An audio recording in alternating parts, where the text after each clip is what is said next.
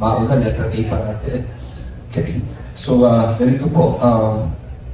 Nung nakausap ko po yung mga ibang mga kababayan po dito sa Davao, no? Ang naging problema raw ay yung baha.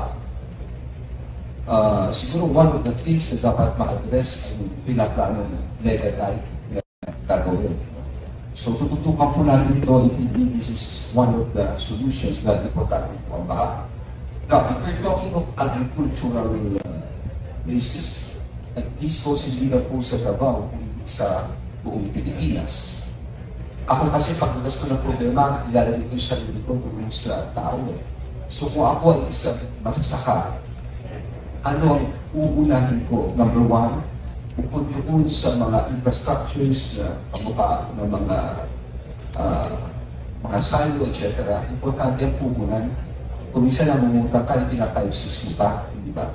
So, para sa akin, ang gobyerno magpautang, actually ginagawa naman ng agriculture na yan. Minsan 1 or 2%. Pero it should be institutionalized.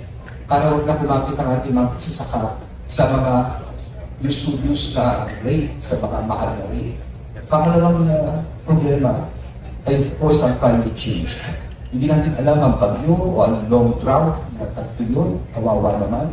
Yung crop insurance, it should be expanded, hindi lamang po dito sa palay at hindi lamang po sa corn, kundi sa other form of crops. At higit sa lahat, yung presyo ng insurance, kakayanin ba ito ng mga magsasaka?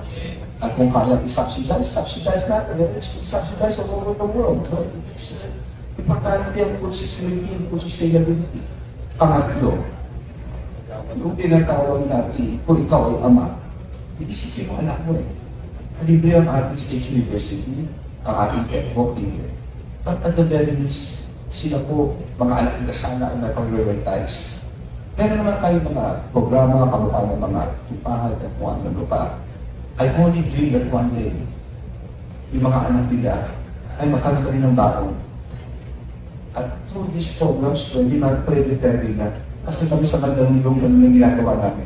Yung mga season high school namin, may baon po sila. Bibigyan na nila na kung kakayanin mo. And of course, yung abiyan sa lupa. Let's give some incentives to them. At ako'y naging mayor naman ng Nilog, naalala ko yung araw, nagkaroon sa amin na makita tulad sa probinsya. I think it's the Garcia at that time. Yung mga kalabasa, sinatapon lang ng mga kabatis.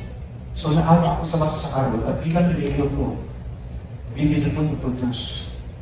Ayun sa mga gulay nila.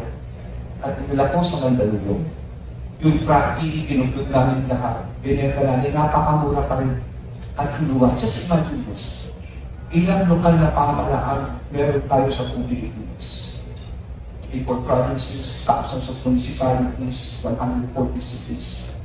This is a ready market. At ito ang tutulong sa ating mga sasakit.